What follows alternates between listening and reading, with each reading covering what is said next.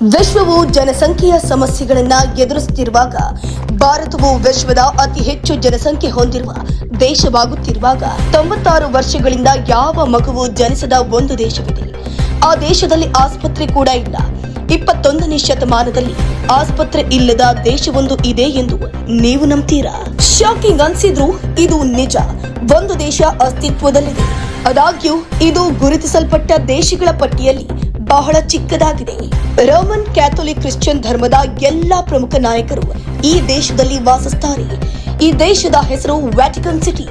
Vatican city ವಿಶ್ವದ ಅತ್ಯಂತ ಚಿಕ್ಕ ದೇಶವಾಗಿದೆ ಮತ್ತು ಅದರ ಹಲವಾರು ಆಶ್ಚರ್ಯಕರ ಸಂಗತಿಗಳಲ್ಲಿ 96 ವರ್ಷಗಳಿಂದ ಇಲ್ಲಿ ಒಂದೇ ಒಂದು ಜನನವೂ ನಡೆದಿಲ್ಲ. ಈ ದೇಶವು 1929ರ ಫೆಬ್ರವರಿ 11ರಂದು ರೂಪುಗೊಂಡಿತು. ಆದ್ರೆ ಅಂದಿನಿಂದ ಇಲ್ಲಿ ಒಂದೇ ಒಂದು ಮಗು ಜನಿಸಿಲ್ಲ.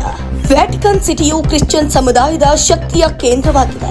ಯಾಕಂದ್ರೆ ಪ್ರಪಂಚದಾದ್ಯಂತ ಎಲ್ಲಾ ಕ್ಯಾಥೋಲಿಕ್ ಚರ್ಚ್ಗಳು ಮತ್ತು ಕ್ಯಾಥೋಲಿಕ್ ಕ್ರಿಶ್ಚಿಯನ್ನರು ಇದನ್ನು ತಮ್ಮ ಮೂಲವೆಂದು ಪರಿಗಣಿಸುತ್ತಾರೆ. ಕ್ಯಾಥೋಲಿಕ್ ಚರ್ಚ್ ಮತ್ತು ಅದರ ಪಾದ್ರಿಗಳನ್ನ ಇಲ್ಲಿಂದ ನಿಯಂತ್ರಿಸಲಾಗುತ್ತೆ.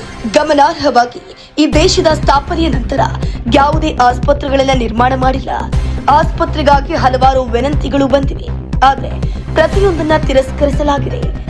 ಇದರ ಪರಿಣಾಮವಾಗಿ ಗಂಭೀರವಾಗಿ ಅನಾರೋಗ್ಯಕ್ಕೆ ಒಳಗಾದ ವ್ಯಕ್ತಿಗಳು ಅಥವಾ ಗರ್ಭಿಣಿ ಮಹಿಳೆಯರನ್ನ ರೋಮನ್ನ ಆಸ್ಪತ್ರೆಗಳಿಗೆ ಕಳಿಸಲಾಗುತ್ತೆ. ಈ ದೇಶವು ರೋಮ್ ನಗರದೊಳಗೆ ಇದೆ ಎಂಬುದು ಗಮನಾರ್ಹವಾಗಿದೆ. ವ್ಯಾಟಿಕನ್ ಆಸ್ಪತ್ರೆಗಳನ್ನ ತೆರೆದಿರುವ ನಿರ್ಧಾರವನ್ನ ಅದರ ಸಣ್ಣ ಗಾತ್ರ ಮತ್ತು ಸುತ್ತಮುತ್ತಲಿನ ವೈದ್ಯಕೀಯ ಸೌಲಭ್ಯಗಳ ಗುಣಮಟ್ಟದಿಂದಾಗಿ ತೆಗೆದುಕೊಳ್ಳಲಾಗಿದೆ ಎಂದು ಹೇಳಲಾಗುತ್ತೆ. ವ್ಯಾಟಿಕನ್ ಸಿಟಿಯ ವಿಸ್ತೀರ್ಣ ಕೇವಲ 118 ಎಕರೆ. ಆದ್ದರಿಂದ ಎಲ್ಲ ರೋಗಿಗಳನ್ನ ರೋಮ್ನ ಕ್ಲಿನಿಕ್ಗಳು ಮತ್ತು ಆಸ್ಪತ್ರೆಗಳಿಗೆ ದಾಖಲಿಸಬೇಕಾಗುತ್ತೆ. ಗಮನಾರ್ಹವಾಗಿ ಇಲ್ಲಿ ಯಾರಿಗೂ ಮಗುವಿಗೆ ಜನ್ಮ ನೀಡೋಕೆ ಸಾಧ್ಯವಿಲ್ಲ, ಯಾಕಂದ್ರೆ ಇಲ್ಲಿ ಹೆರಿಗೆ ಕೊಠಡಿ ಇಲ್ಲ. ಬಹುಶಃ 96 ವರ್ಷಗಳಿಂದ ವ್ಯಾಟಿಕನ್ ಸಿಟಿಯಲ್ಲಿ ಯಾವುದೇ ಮಗು ಜನಿಸದಿರಲು ಇದು ಮುಖ್ಯ ಕಾರಣವಾಗಿದೆ.